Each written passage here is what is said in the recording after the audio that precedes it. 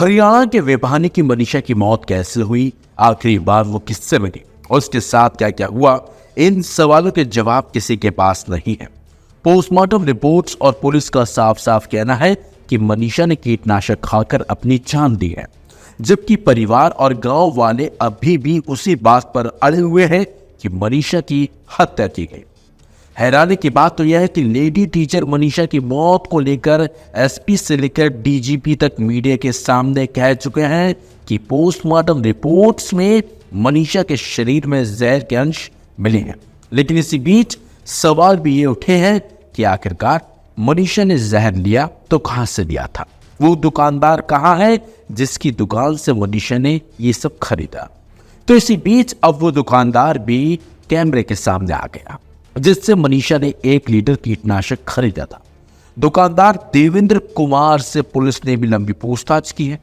वही दैनिक भास्कर से बातचीत में देवेंद्र कुमार ने कई बड़े खुलासे किए हैं। देवेंद्र कुमार ने बताया कि मनीषा अक्सर उनकी दुकान के सामने से पैदल गुजरती थी। उस दिन यानी कि 11 अगस्त की दोपहर में करीब 2 बजे वो दुकान पर आई। बोले, अंकल जी मोनो मिल जाएगी। मनीषा के हाव भाव सामान्य थे, ऐसा कुछ लग नहीं रहा था जिससे शक होता, इसलिए मैंने 1 लीटर स्प्रे दे दिया।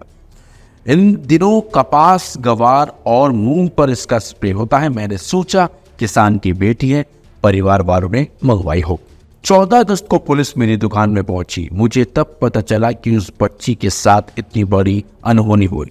मनीषा की मौत का अफसोस है, उससे भी ज्यादा अफसोस इस बात का है उसके संस्कार हुए नहीं जा सका क्योंकि पुलिस पूछताछ और पड़ताल कर रही थी। इसके साथ साथ देवेंद्र कुमार ने एक और बड़ा खुलासा करते हुए बताया कि मनीषा पैदल अकेले ही दुकान पर आई।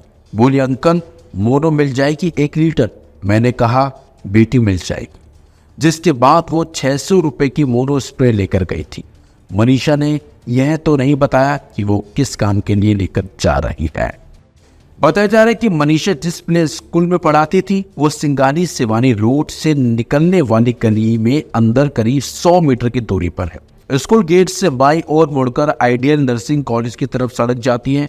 स्कूल से करीब 100 मीटर की दूरी पर ही देवेंद्र खाद बीज भंडार है, जहां से उस दिन मनीषा ने कीटनाशक स्प्रे खरीदा था।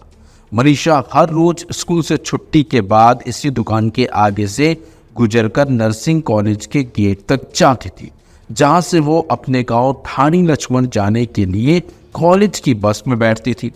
लेकिन लापता होने के 2 दिन बाद 13 अगस्त को खेतों में मनीषा की लाश मिली थी। गर्दन पर गहरा घाव था और लगभग कट चुकी थी वो।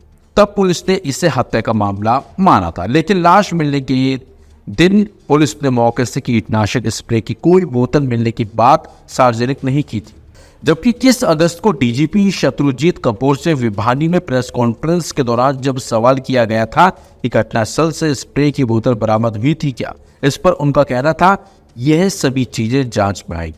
अभी तक सीन ऑफ क्राइम पर कुछ डिब्बे आदि मिले हैं, इससे संबंधित कौन सा है ये जांच का विषय।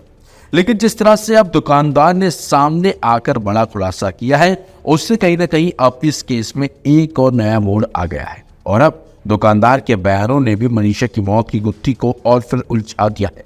क्योंकि अगर मनीषा ने कीटनाशक दवा खरीदी थी और उसने वहां पर उसे पिया जहां उसकी लाश मिली थी, तो पुलिस को कीटनाशक का डिब्बा मिला या नहीं ये भी पुलिस अब बता नहीं रही है, जबकि इस केस में अब काफी दिन बीत चुके हैं। फिलहाल अब देखना होगा कि सीबीआई जांच में इससे जुड़ा कुछ सबूत सामने आता है या फिर नहीं।